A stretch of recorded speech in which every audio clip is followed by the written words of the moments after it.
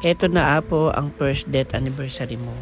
So ayan, papunta na kami ngayon sa bilihan ng mga bulaklak para syempre ikaw ang pinakabonggang lola sa buong mundo. Dahil alam mo naman, ikaw ang pinaka-special sa buhay ko. At ayun na nga, sinundo ko si Nomer at bumili na kami ng bulaklak at pupunta na kami sa simenteryo para ayusin ang iyong pinakamagandang bulaklak syempre. Sabi ko nga, special ka at hindi ko gagawin na maging sakto ka lang. Siyempre dapat ikaw ang pinakamaganda sa lahat ng lola sa buong mundo. Siyempre, the best ka eh. Ayan, kung makikita mo, napakabongga at pinakamaganda sa buong nakita ko. Siyempre, andyan yung touch of green dahil yan ang pinaka-favorite color mo, ang green siyempre.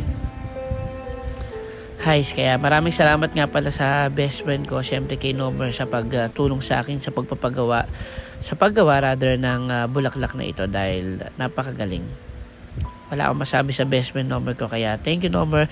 At syempre maraming salamat nga pala kay Lovely dahil si Lovely ay nagbigay ng pambili ng bulaklak na yan. Kaya maraming salamat Lovely. Ganda ng pagkakagawa ni Nomer.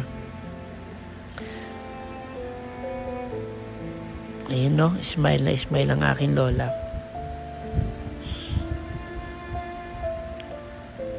Pero maraming salamat Apo sa lahat-lahat ng mga nagawa mo sa akin, sa lahat-lahat ng mga naitulong mo sa akin. Bata pa lang ako na hanggang ngayon tatanawin ko ng utang na loob dahil sabi ko nga, maraming salamat at ikaw ang pinakamamahal kong lola sa buong mundo. At kahit na wala ka na, mamahalin at mamahalin pa rin kita at tatanawin ko ng utang na loob yung mga nagawa mo sa akin hanggang ako ay nabubuhay. Kaya walang hanggang pasasalamat. Pero wala akong masabi talaga sa bulaklak na nagawa ng best friend ko. Napakaganda talaga. Tsaka yung natuwa kasi ko dito dahil sa may kulay green. Kasi favorite niya Apo yan touch of green. Ganda. Sarap sa mata. Kaya maraming salamat ulit kay best friend Nomer and syempre kay Bebe Lovely Tot. Thank you. First death anniversary mo na, tagal mo nang nawala. At ayun na nga, ito na nga yung time na pinagdadasal ka na namin dahil sa first death anniversary mo. Pero nagulantang ang lahat sa sobrang init ng araw. Pero nung time na dinasalan ka, talagang hindi na tumigil yung pagpatak ng ulan. So makikita nyo dyan sa video na yan, maaraw pero umuulan. Magmula umpisa ng pagdadasal kay Apo hanggang sa matapos ang pagdadasal sa kanya ay hindi huminto ang ulan. Pero thanks God, and God is so good all the time dahil after nung pagdasal sa kanya huminto naman yung pag-ulan. At syempre nagawa pa rin namin yung bonding moment with Apo sa kanyang first death anniversary.